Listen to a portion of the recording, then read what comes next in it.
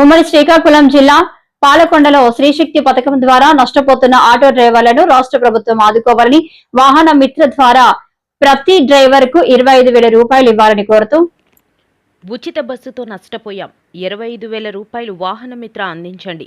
Welfare board తక్షణమే ఏర్పాటు చేయండి. AP auto and trolley drivers union CITU Palakonda ప్రాంతం committee demand.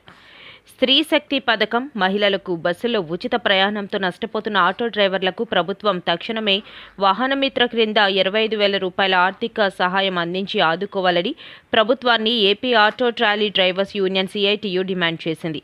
Shri Kota Durga centre నుండి మెయిన్ రోడ్ మీదుగా ఆర్డీఓ ఆఫీస్ వరకు భారీ ర్యాలీ, కార్యాలయం, ఆటో డ్రైవర్లు ఆందోళనకు దిగారు. సిఐ గారు జోక్యంతో సభ కలెక్టర్కు సమస్యలతో కూడిన వినతి పత్రం సిఐటియు ఆధ్వర్యంలో అందజేశారు.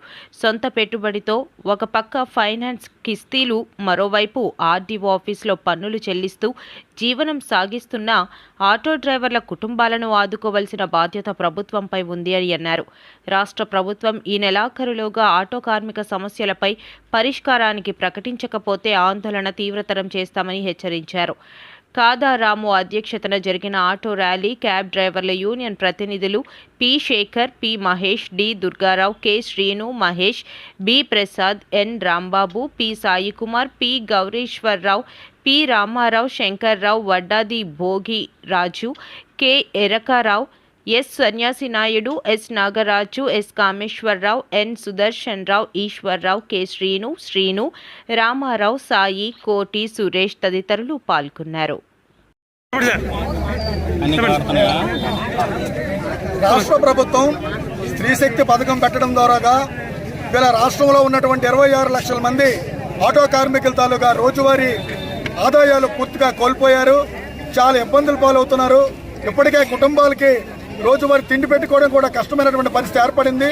ఇవాళ రాష్ట్ర ప్రభుత్వం స్త్రీ శక్తి పథకం పెట్టడం మాకు అభ్యంతరం లేదు. కానీ తద్వారాగా కోల్పోయినటువంటి ఆదాయాలు కోల్పోయిన వర్గాలు ఏవైతే ఉన్నాయో వాళ్ళకి ఇమీడియట్గా సంక్షేమ పథకం ద్వారా తీసుకోవాలి. ప్రతి ఆటో కార్మికులకి 25,000 రూపాయలు ఆదాయం వచ్చేటట్టుగా తీసుకోవాలి. వాళ్ళకి రోడ్ ట్యాక్స్ కానీ మిగతావన్నీ కూడా తగ్గింపు చేయాలి. అదేవిధంగా ప్రత్యేకంగా ఆటో కార్మికులకి ప్రమాద బీమాని ప్రభుత్వమే ఒక సర్వే టీం వేసి గుర్తించి వాళ్ళకి కార్డులు ఇచ్చి వాళ్ళ కుటుంబాలకి భవిష్యత్తులో కూడా ప్రమాద బీమా నుండి, ఆరోగ్య బీమా నుండి ఆదుకోవాలని చెప్పేసి ఈ సందర్భంగా సిఐటిగా డిమాండ్ చేస్తున్నాం. ఈ డిమాండ్ని కానీ ప్రభుత్వం వారం 10 రోజుల్లో కానీ పరిష్కారం చేయకపోతే భవిష్యత్తులో పెద్ద ఎత్తున ఆందోళనకి సిద్ధమవుతాం. దానికి ప్రభుత్వమే పూర్తిగా బాధ్యత వహించాలని చెప్పేసి సిఐటిగా డిమాండ్ చేస్తాం.